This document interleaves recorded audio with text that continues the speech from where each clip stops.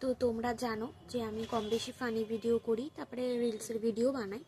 তো আজকে সেরকম কোনো কিছুই না। আজকে ব্যাপারটা হচ্ছে আমার সাথে একটা দুর্ঘটনা ঘটে গেছে, তো আমি তোমাদের সাথে সেটাই শেয়ার করতে এসেছি। ব্যাপারটা হচ্ছে 4-5 দিন আগে আমাদের একটা 5-6 জন বন্ধুর মধ্যে মানে আর কি প্ল্যান হয়েছে যে আমরা একটা জায়গায় যাব, পিকনিক করতে যাব। তো কারণবশত আমি যেতে পারিনি। তারা 4 জন মিলে গেছিলো, ঠিক আছে। যাওয়ার পর তারা খুব এনজয় করেছে। তারা বাসে মানে যে বাসে যাচ্ছিলো সেই বাসের মাথার উপরে তাদেরকে আর কি চড়ে যাচ্ছিলো এনজয় করতে করতে।